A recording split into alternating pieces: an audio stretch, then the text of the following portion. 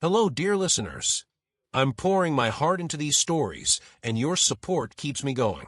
If you enjoy this tale, please like, share, and drop your thoughts in the comments. I read every word, and your feedback lights up my world.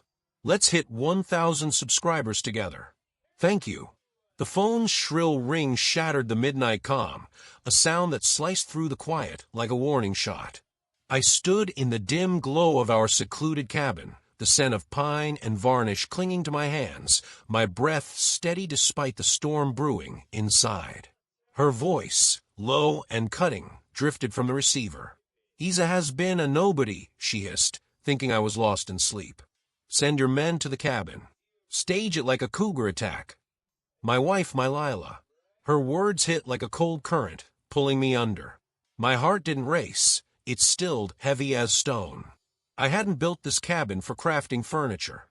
Years ago, I'd made calls, encrypted, untraceable, to bury my past as a covert operative.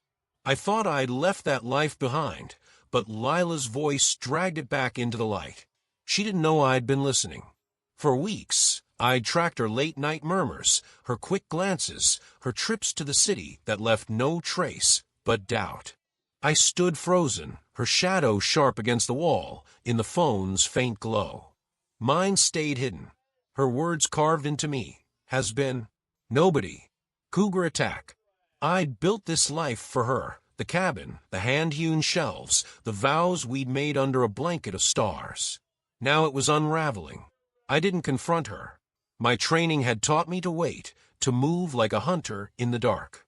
I replayed her words, searching for the moment her love had turned to poison. Her father, a man of wealth and ambition, had always seen me as beneath her, a stain on his legacy. But Lila? She'd kiss me goodnight, her lips soft, her eyes distant. I sat at my workbench, a knife in hand, carving into a piece of cedar. The wood yielded, but inside I was fracturing. Had her warmth ever been real? Every smile, every touch, had it all been a performance? I cut too deep, the blade slipping. The truth lay in her secretive calls, her guarded glances, the scent of her perfume lingering after her meetings. I'd ignored the signs, clinging to the life I thought we shared. I wasn't just a craftsman. I was a specter, trained to vanish, to endure. The cabin's walls concealed my tools, not chisels, but tech, jammers, recorders, a burner phone tied to old allies. I tapped her phone first, pulling logs of her calls.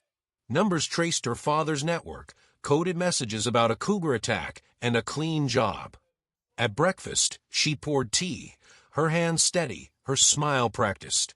I mirrored her calm, but inside I was a tempest.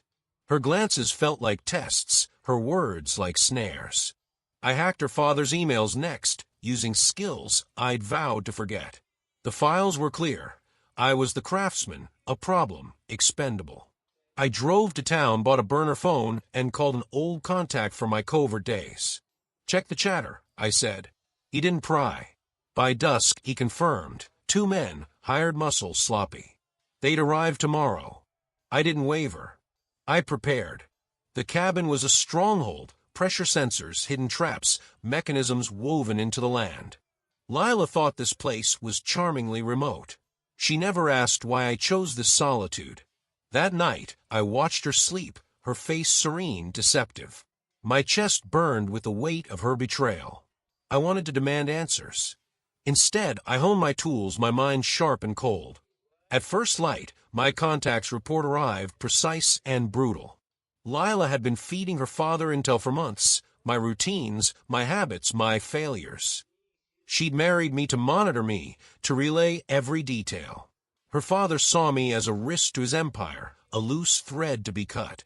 I printed the emails, arranged them neatly, and waited. That evening, Lila sat by the hearth, sipping tea, her face calm.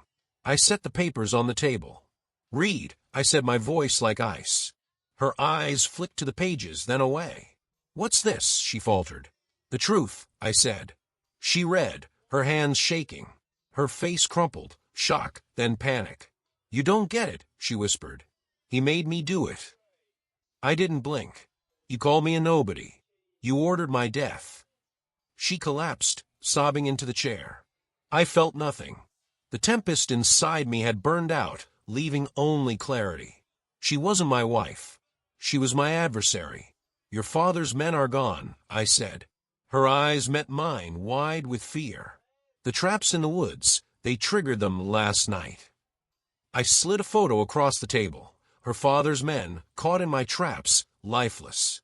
She screamed a raw, broken sound. I leaned closer, my voice low. You thought I was weak. You thought I was blind. I stood, tossing her phone into the fire. It crackled, melting. Tell your father I'm coming for him. Her sobs followed me to the door. I didn't turn back. I drove into the night, the cabin fading in my rear view.